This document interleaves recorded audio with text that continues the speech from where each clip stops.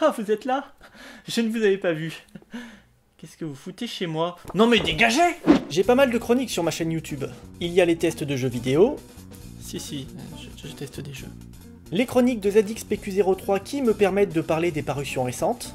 Mais comme j'ai pas le temps de lire, vu que je vous fais des vidéos, il y en a plus pour l'instant. Et les rétro-comics que vous connaissez bien, où je me moque des vieux comics. Mais j'ai pas de chronique pour parler de ces histoires trop courtes pour finir dans un rétro-comics, mais trop grandes dans mon cœur pour que je les garde rien que pour moi. Alors pour la petite histoire...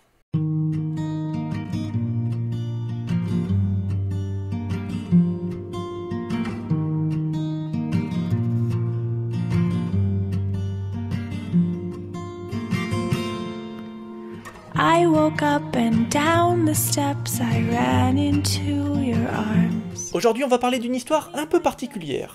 D'abord, c'est une histoire de Spider-Man très courte, seulement 11 pages. Et si dans les prochains numéros, je vais vous parler de comics que vous avez peut-être oubliés, cette histoire, si vous l'avez lue, vous vous en souvenez forcément. C'est paru en 1986 dans Strange 194 en France, et dans Amazing Spider-Man 248 aux USA, et l'épisode s'appelle « L'enfant qui collectionne l'araignée ». Ça vous dit quelque chose, hein? On voit notre héros rendre visite au petit Tim Harrison, un enfant, suite à un article du quotidien qui le décrit comme l'un de ses plus grands fans. Tim collectionne tout ce qu'il trouve sur Spider-Man. Des articles de journaux, des balles que le héros a réussi à éviter lors d'un cambriolage, etc. etc. Spider-Man en profite pour lui montrer l'étendue de ses pouvoirs et sympathise avec lui, le tout entrecoupé de morceaux d'articles. Lorsque Spider-Man décide de partir, Tim lui demande son identité secrète. Le tisseur brise un tabou absolument énorme en lui révélant son vrai nom. Ça paraît invraisemblable! Il balance ça comme ça! Tim lui promet de garder son secret jusqu'à la mort et Peter s'en va. Il s'arrête sur le mur de la propriété et semble bouleversé. On peut alors lire sur un panneau qu'il n'était pas dans une banale chambre d'enfant, mais dans un centre anticancéreux. L'article se finit et nous apprend que Tim est atteint de leucémie et que d'ici quelques semaines, il ne sera plus parmi nous. Waouh! C'est vraiment une très belle histoire que nous livre là Roger Stern au scénario et Ron Frenz au dessin.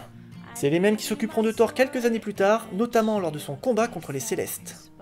Ils savent vraiment manier les émotions sur papier, que ce soit le courage, la tristesse... Ils savent écrire des comics, tout simplement. Aujourd'hui, avec les histoires devenues plus sombres, plus adultes, ce genre de récit serait impossible. Le gamin serait un Skrull ou un clone maléfique. C'est ça qui était beau dans les vieux comics. Je ne dis pas que ce qui se fait aujourd'hui est moins bien, mais il y a plus cette douce naïveté typique des années 80.